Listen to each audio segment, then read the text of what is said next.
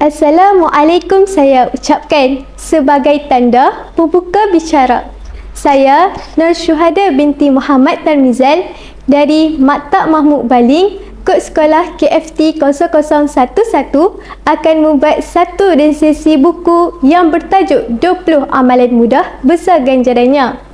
Buku yang dikarang oleh Muhammad Aizat Farhan mengandungi 91 muka surat dan terdiri daripada 20 bab kesemuanya. Berdasarkan rujukan saya, buku ini diterbitkan oleh Pustaka Ilmuwan dan diurus cetak oleh PS Potensi Enterprise.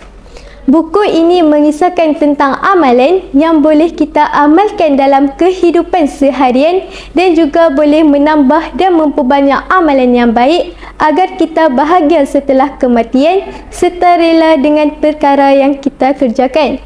Oleh itu, kita boleh memilih antara amalan yang paling mudah untuk dikerjakan oleh jiwa dan paling besar ganjarannya.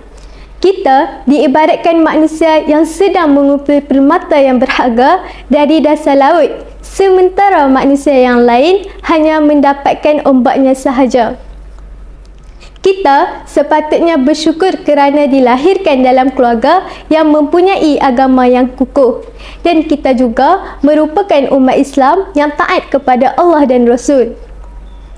InsyaAllah, kita akan menjadi seorang insan yang terpilih untuk memasuki syurga Firdaus.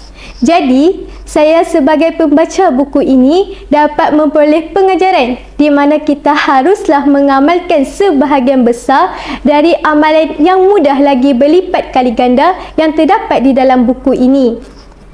Harapan saya agar apabila bertambahnya umur kita, maka amalan yang produktif juga turut bertambah. Contohnya, jika kita inginkan pahala sentiasa mengalir, maka kita mestilah mengamalkan amalan bersedekah. Berikutan perbincangan dalam bab 10, Rasulullah SAW bersabda, jika seorang manusia mati, maka terputuslah amalnya, kecuali 3 perkara yakini zakah jariyah, ilmu yang bermanfaat dan anak soleh yang sentiasa mendoakannya. Hadis riwayat Muslim. Seterusnya, penulis juga turut berkongsi satu doa kepada anak-anak yang ingin mengangkat darjat orang tuanya di syurga. Berikutan sikap anak muda zaman kini yang semakin leka dan hanyut dengan kemudahan dunia sehingga mereka lalai untuk melaksanakan perintah Allah dan Rasul. Anak muda sekarang semakin cenderung untuk melakukan perkara yang dilarang di sisi agama. Walhal Nabi SAW bersabda, sesungguhnya ada seorang hamba yang diangkat darjatnya di syurga. Lalu ia bertanya, bagaimana saya boleh mendapat darjat ini? Lalu dijawab, kerana istighfar anakmu untukmu. Doa untuk mengangkat darjat orang tua ini banyak orang Muslim yang sudah menghafalnya, iaitu, Ya Allah, ampunilah dosa-dosaku dan dosa-dosa orang tuaku dan kasihanilah mereka sebagaimana mereka mengasihaniku semasa kecil.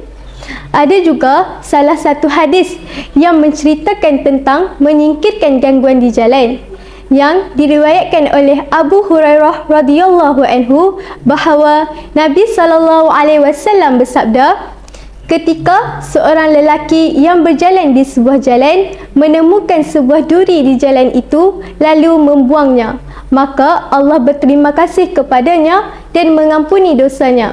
Hadis riwayat Bukhari dan Muslim.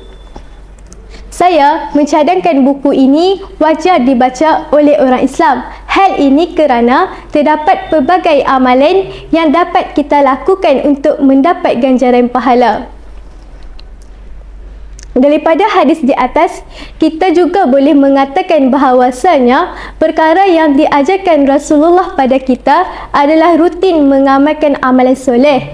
Meskipun amalan itu sedikit dan ringan atau bahkan dipandang remeh oleh sebahagian orang, namun tanpa kita sangka, ternyata amalan tersebut mengandungi pahala yang amat besar. Kita juga sebagai orang Muslim, janganlah lupa untuk berselawat ke atas Rasul kerana itu juga merupakan ibadah yang mulia dan terpuji untuk kita amalkan setiap hari. Sekian daripada saya, Nur Syuhada binti Muhammad Talmizan. Wabillahi taufiq wal hidayah. Wassalamualaikum warahmatullahi wabarakatuh.